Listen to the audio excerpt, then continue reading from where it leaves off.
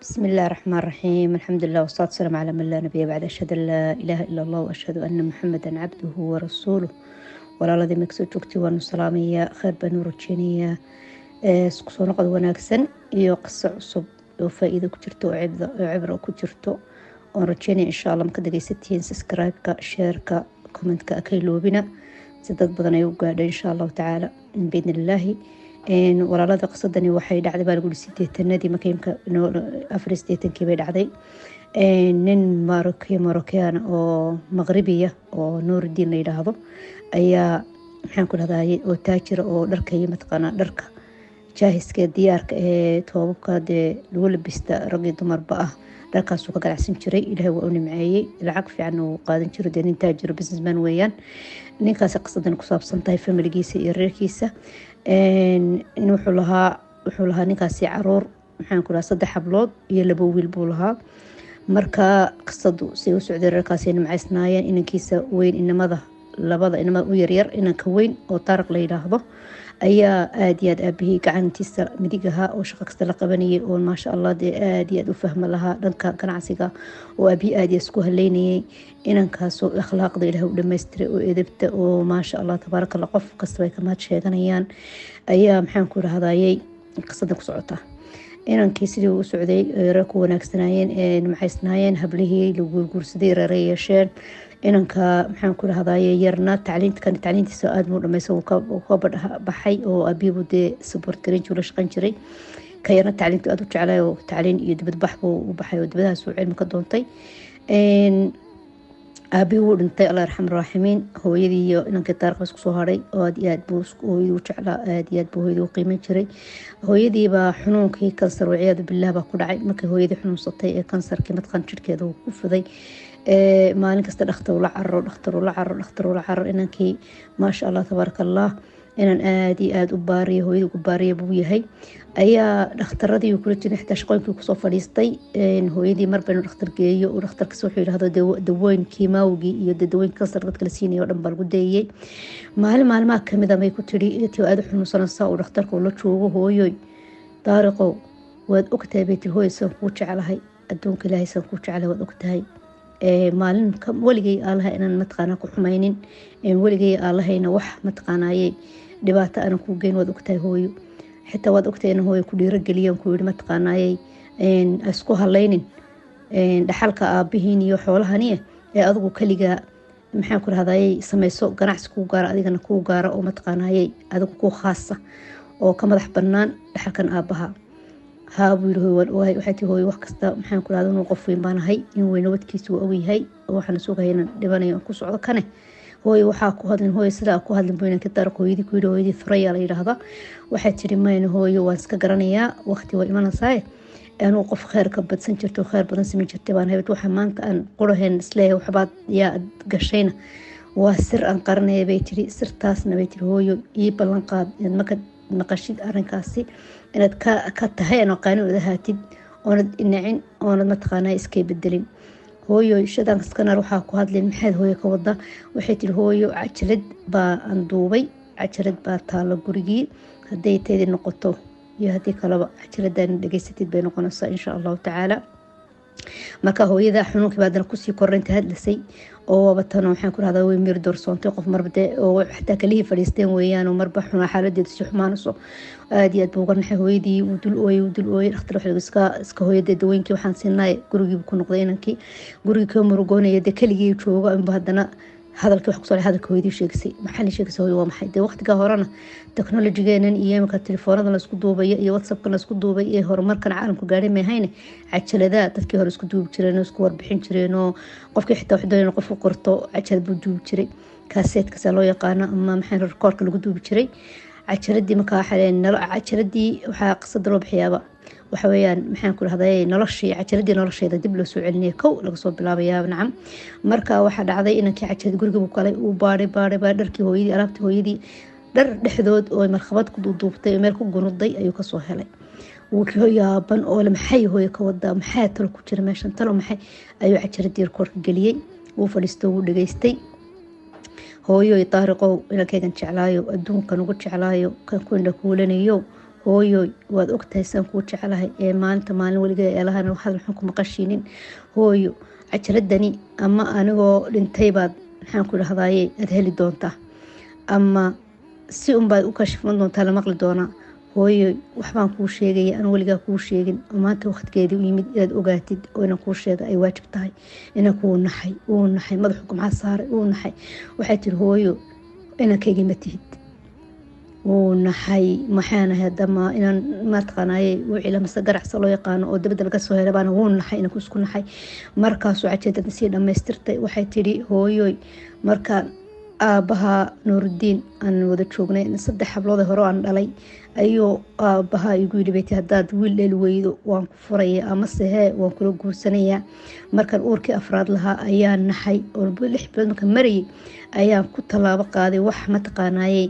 aan maanta ku qoranayo wuxuu ahaa bay tiri inaan baqday oo simalaha inantii afraad badalasa dad inantii afraad shidna ninkaas uu ku furi oo wax kasta ka kacweeyaan ama hadii kale uu kula guursan aabahana wuxuu doonay qof magaciisa qaada oo dhaxalkiisa qaada oo mataqaanaayay halka hawsh ka sii wada waxaan sameeyay beeti gabadh umulisaan la ballamay gabadh umulisada waxaan ku yiri waxaan doonayaa inaad qof aan isku shinahay isku waqtinahay inaad iiga bedeshid ilmaha ana waxa doonto dhan waan ku siinaya gabadhii way igu waafaqday umulisadii waxay tiri aniga iga warsug way isku habeysay maalintii waqtiga umusheeda ay noqonaysay 84kii taariikhda ahayd ayaa maxaan ku dhahdaayay ay dhakhtarkii aan galay magaalada Tutwaan meel ay yiraahdo Maghrib weeyaan dhakhtarkii aan galay umusha aan galay ayaa waxa ayna sarta dhinaca qolka igu xiga ku foolanay gabadh kale ayna ku foolanay gabadhii maadaama ay umurso tahay aad u fulinkan oo dhan la socoto isku dubardeetay qof baan ku haya gabadhaasi nus saac inankay u dhashay gabadhan Furaya way dhashay gabadh bayna dhashay maxaan ku dhahdaayay gabadhii kale qolka kale ku nabnaydna wiil bay dhashay gabadhii way carartay maadaama ku tala gashay ayada waxay ka mas'uulka ahayd oo umulisada ahayd ilmihii bay kala bedeshay taana gabadh waxay siisay gabadhii bay siisay tanna wiilkii bay siisay cid aragtay cid maqashayna ma bay jirin sheekadiisa qolo kastaba cunugoodii ilmahoodii heleen ay ku soo qaatay farxad bay kala balaaratay gabadhan inaan taraq baa loo bixiyay saasi u jeclaatay saasi inaan kan maasha ku howlgelisay waxay isdad malaha waliga inaan dhalmeysay hadana Ilaahay wuxuu qadaray inay 2 sano marka jirtay bay tiri walaalkaaga kale ayaa dhashay saasa Ilaahay nimcadiisa ma taqaanaya in shanta carruur ku haystay waad ogtahay bay tiri maxaan ku dhahdaayay aabahana sirta mana ogeyn saasina sheekadaasi ay ku soo socotay marka inaan ku naxay wuxuu qaadan waayay bay noqotay waxay beetiri waliba waxaan go'aansaday oo sameeyay inaan adiga naas ku nuujinin hooyo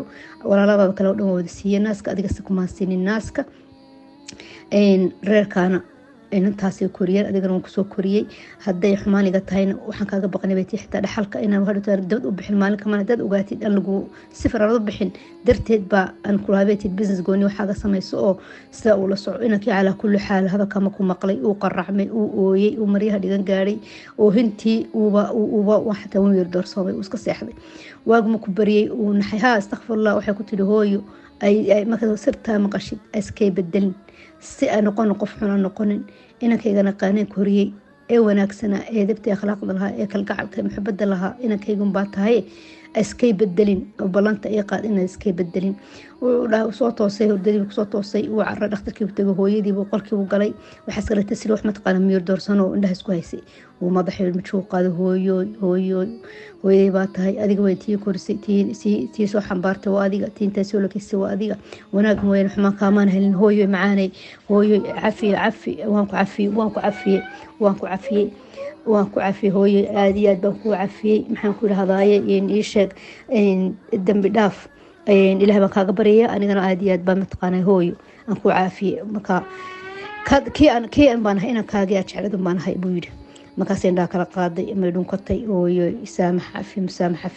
inaan sheekadii saas halka 3-4 wiigo kale islaantii ay sii nooleed kadibna way dhimatay Allah yarxamar raahimi markay dhimatay wal iyo muruga gashanaki waxa weyn anigu ayaan ahay familkayga runta talo waa ayo inanta la igu bedelay ayuu maanta maxay ku nooshahay reekanay ahaan lahayd qoys kamid ahaan lahayd nolol kale ahaan lahayd maanta anigu nolosheedu waatan ayana nolosheedu waata waan raadiyo familigeygii ama inantaana aan xaqeedii nolosheeda aan usoo celiyo hadduu walaaladii u sheego waa hadee fadeexad iyo waxbaa dhacaya qofka markuu u baahan yahay qof saaxiib walaal ah oo la taliyo oo mataqaanayay uu indhadilaaciyo oo meel kale wax ka tusa nin askariya oo mataqaanayay dowladda xil kale ayuu ninkan la saaxiib maadaama reer dee maasha allah taajirina yihiin oo dad badan xidhiir la leh ninkaasoo saaxiib yihiin buu saaxiibnimadiisa sirta u sheegay walaalo sir baan hayaa sirteedaasi waxaan doonay inaad iga caawisid arrinkii oran buu u sheegay maxaan qaban karaa wixii laba xaalaha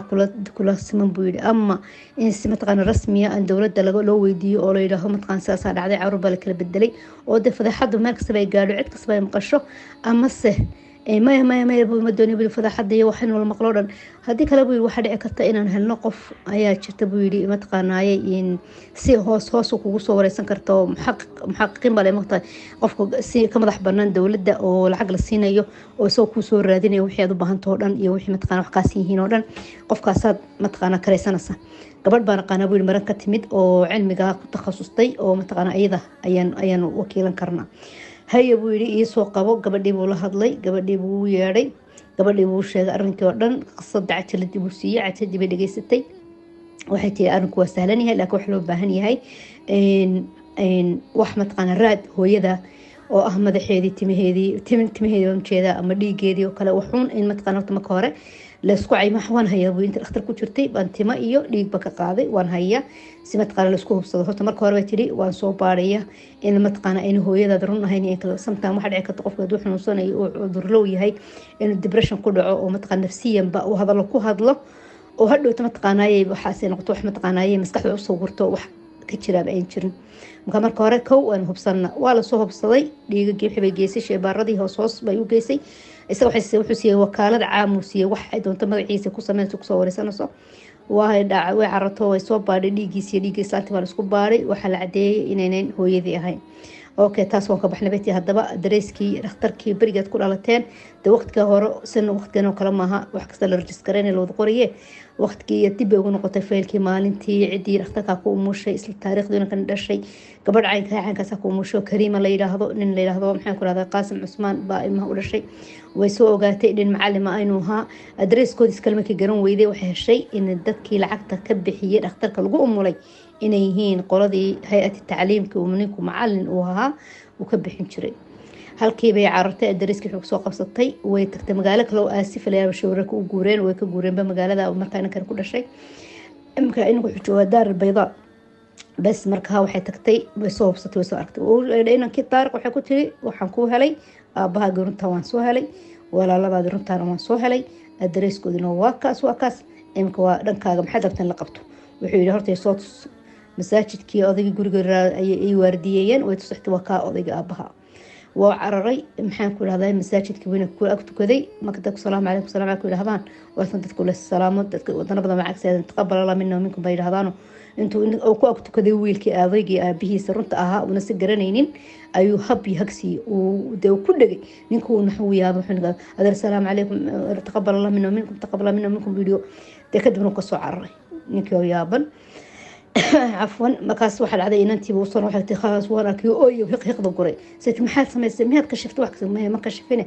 لكن وان سلامة وان كل جبيري أباين هروكي ورود أنت أباي كلا رنتا وان ما تسوارك محل كلام هذا كلا تاي قبل ولا شا أيو قبل أربعين أركو قبل اللي يريد هو سكين بالدلي أيو دربين أركو قبل اللي سمي سمرك إن أنت وحتري إن المتعلم ذويان وما شاء الله حبل بدل مرة قبل مد بكير وش اللي تمنشره لكن تسكت ده الدهين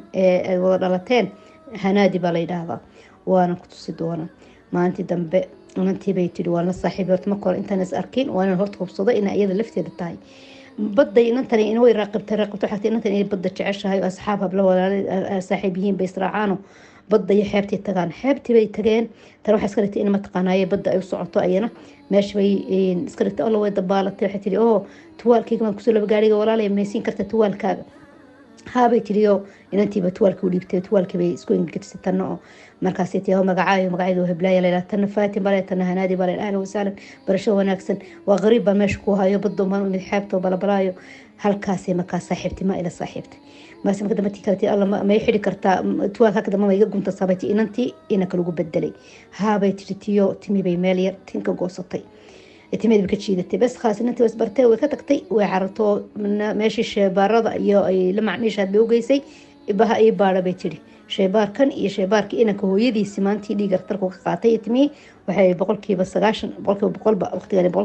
ma cadeynayaan waa isdhaleen halkaas inay ku tawaata walaasha okay maxay sameeyaan hadaba waxa oranayaa buu yiri caanaha naaska ayaa mataqaanay hooyada iyo hooyada naaska ku nuujiyo walaalaynu nahay barankaas ku barano maalintii bay inantii la ballantay inantan xaqiiqada ee ninku karaystay inantii kale inanka walaalaha ay isku bedelay nacamtii walaalaha ay laayeen ayay ku tii walaalay waxaan doonayaa cashadiiba wadaadii casuumay cashadan kula casheynayaayo iyo wanu imanay way u timid hodheer bela casheysay kala maseetay waxaan doonayaa inay digaarsiid dariiqa wadada tan xaqiiqada oransa tiiba soo raacday waxa ku tiri runtii waxaan ku sheegayaa ogama isku baray ogama ku dhawaaday maxaan kula inaan baa jiro hooyada naaska ay nuujisay oo ilmadiina hooyo naaska la isku nuujiso oo qosashay gabadhi inantii oo qosashay maxay la qosabtay waxba bay tiri ma ninka sheegaysa leeyahay walaalanahay gaarigan ku jira gaariga bay u geysay inankii soo fadhiistay walaalay